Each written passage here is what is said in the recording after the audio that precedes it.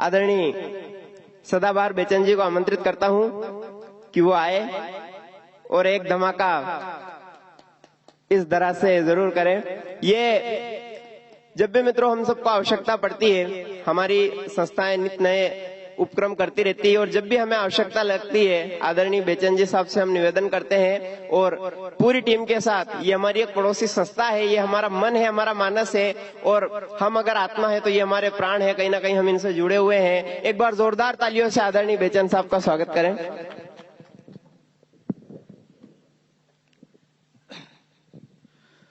मां शारदे को प्रणाम करता हूं और भाई मोहित जी ने जो भूमिका बनाई उसके अकॉर्डिंग मैं हूं नहीं हूं। ये सब मंच पर बड़े बड़े कवि बैठे हैं, उसके नीचे उनसे भी बड़े कवि बैठे हैं और जो बोल रहा है वो सबसे बड़ा कवि है। ये देखो पीछे ठंड वंड में आप लोग आए जो घर बार छोड़ के ने कविता विता सुनने, देशभक्ति की बातें करने ने, ऐसे अपने को फालतू टाइम ही नहीं, किसके पास टाइम है? आप इसलिए थोड़ी आए कविता सुनने क्या, देशभक्ति बातें करेंगे। एक बार जोरदार तालियां बजाइए। ये भैया श्रद्धा की बातें करेंगे ने 35 टुकड़े में कटे ने। अरे साले उसके लक्षण थे, उसके माँ बाप में अक्ल नहीं थी, अच्छे संस्कार नहीं दिए बच्चे को। वो तो 35 में कटी कर, उसने कटर मशीन से काट दी, 100 टुकड़े हो गए उसके। 100 हो गए सर। उसने काली थैली में भर भर के दिए। कहीं ना कहीं अपने माँ बाप की कमी है, धर्मों से बच्चों को जोड़ा ही नहीं अपनों ने।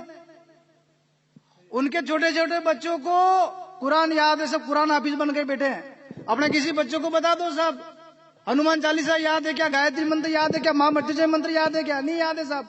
कोई भी मेहमान आएगा छोटे बच्चों को बुलाएंगे, मम्मी बता बेटा A for apple, B for bat, Johnny Johnny yes papa, बाबा बाबा ब्लैक सी, वैसे तो बच्चों को सिखाएंगे अपन।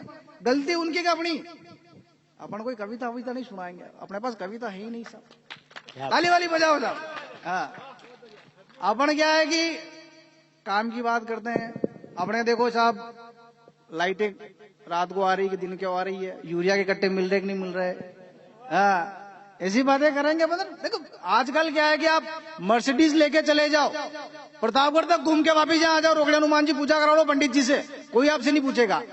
2-4 कट्टे मोटरसाइकिल पे यूरिया के बांध के लेके चले जाओ, सब पूछते रहेंगे करे क्या दिलाए और है गई, मारो भी जुगाड़ वही जागा गई। ऐसे कोई मतलब ये बात ही नहीं है भैया।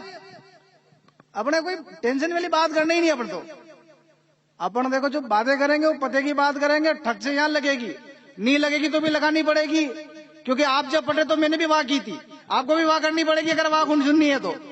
जोरदार तालियां बलिया बजाओ साहब। हाँ, और ये किसान विसान की बात कर रहे थे साहब, मैं आपको बता दूं साहब, हल है उसके पास मगर कोई हल नहीं उसके पास। हाँ, कि हल है उसके पास मगर कोई हल नहीं उसके पास, टूटते बिकते खेत का, उड़ती बहती रेत का, कम होते अनाज का, रोज बढ़ते ब्याज का। अरे बेरोजगार बेटी औलाद का, नशेड़ी होते दामाद का, कोई हल नहीं उसके पास। किसान विसान की बात अपन करते ही नहीं है साहब, अपन क्योंकि खुद ही किसान है। अपन साले इस खेत में, अभी आपको पता होगा साहब, खेत में पानी छोड़ो, मोटर चलाओ और मोबाइल लेके बैठ जाओ, साला पता ही नहीं चलेगा कौन से क्यारे में पानी चला गया। ये सच बता रहा हूं साहब। और मोबाइल लेके नहीं जाओ तो पता नहीं चलेगा लाइटें कब आई, कौन से मार में मोटर चल रही, कौन से मार में पानी कर रहे, अपन कहां जाके बैठे। अपन ऐसी कोई बात ही नहीं करेंगे। अब मैं आपको काम की बात बता रहा हूं, सुनना। पावन पंडित जी की पावन उपस्थिति है। आदरणीय मंच पर दादू प्रजापति जी बैठे हैं, नरेंद्र जी व्यास व्यंग्यकार बैठे हैं, आदरणीय सीबी जी बैठे हैं जो बहुत बड़े हिंदी के मर्मज्ञ की ज्ञाता है, आदरणीय युवा कवि हमारे बीच में चांदमल जी चंद्रेश साहब बैठे हैं। हाँ, ये सब बैठे साहब, कोई भरोसा नहीं अगली बार बैठे नहीं बैठे। हाँ, इनके सम्मान में जोरदार तालियां बजाओ। हाँ, हो सकता है आने वाले दिनों में इनकी श्रद्धांजलि सभा में बैठे अपन, इनकी स्मृति में 2000 कवि सम्मेलन करा लें। भगवान इनको लंबी उम्र दे, इनकी पड़ोसियों की भी उम्र लगे। अपन तो जब कहने हंसी मजाक की बातें, देखो जो लड़का, ध्यान से सुनना साहब, पीछे बा साहब आप किसी की बात पे ताली नहीं बजा रहे थे। मेरे को पता है कि भाभी जी से झगड़ा करके आए हो और आप गुस्से में आए हो। और उसने कहा है, भाभी जी ने फोन आया तो ढूंढ रहे थे कि लांबो जाके रात रोतो पर जहां करी नहीं खोलूंगा। देखो बा साहब पड़ेगा सराहना कैसे मालूम पड़ी। हम यही तो करते हैं। आने से पहले विजय सिंह से पूछा मैंने, भैया गांव की तो 2-4 बातें बताओ, लोगों को बता सकूं। उन्होंने बताया कौन बाहर घर इस तरह आप विजय सिंह जी से पूछना बाद में, अपन देखो ऐसी कोई बात करेंगे नहीं। आप दिमाग में फालतू लोड मत लेना।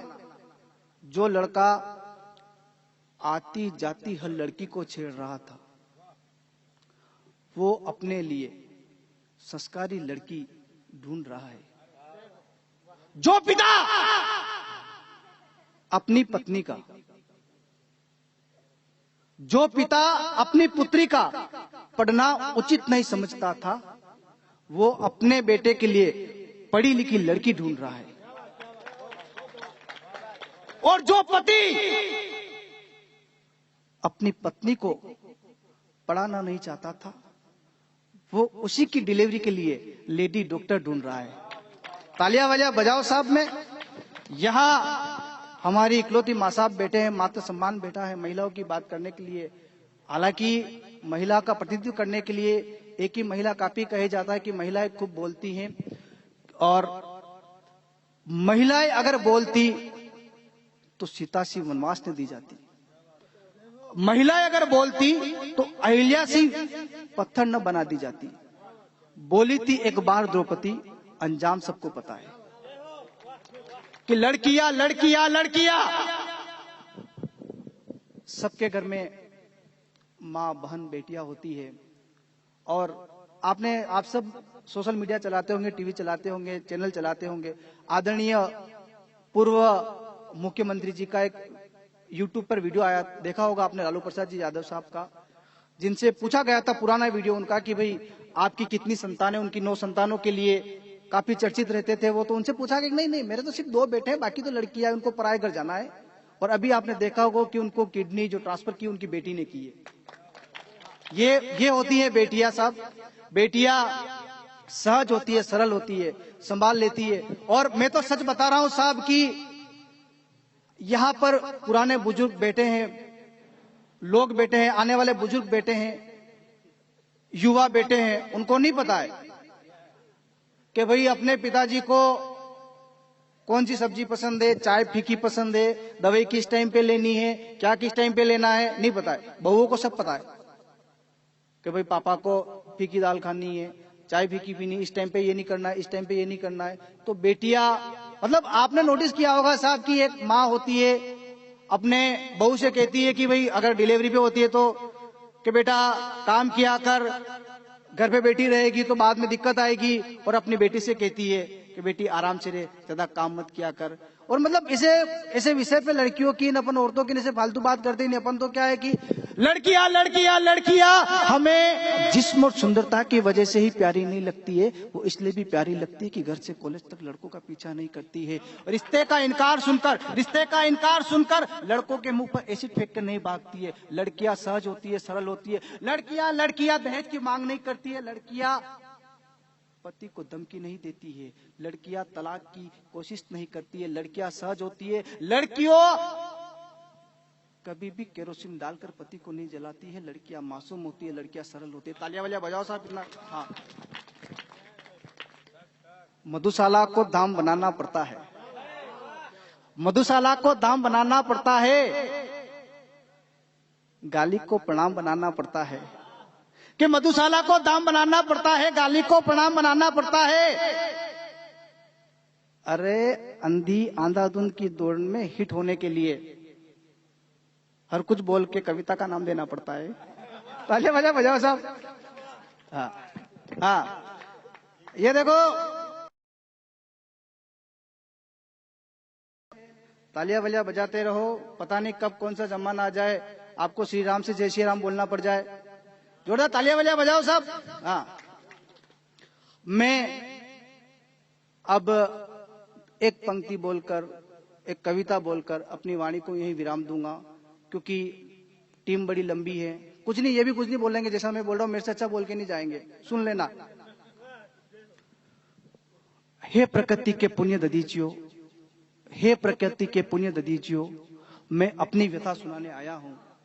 हे प्रकृति के पुण्य ददीचियो। आदरणीय दादू प्रजापति जी पावन उपस्थिति में एक पंक्तियां बोल रहा हूं साहब। आपकी कविता है तर्कस के तीर, बड़ी है गंभीर, लेकिन हमने सुनी है, पढ़ी है। मैं बोल रहा हूं कि हे प्रकृति के पुण्य ददीचियो, मैं अपनी व्यथा सुनाने आया हूं। संभाल सकाना संसार तुम्हारा, अब क्षमा मांगने आया हूँ। तुमने दिया वन उपवन, सबका विनाश कर आया हूँ। घर आंगन में चहकती थी चिड़िया, उनका गला घोट आया हूँ। हे प्रकृति के पुण्य दीजियो, मैं क्षमा मांगने आया हूँ। हे प्रकृति के पुण्य दीजियो, मैं क्षमा मांगने आया हूँ। धन्यवाद। जय श्री राम। बहुत बहुत धन्यवाद।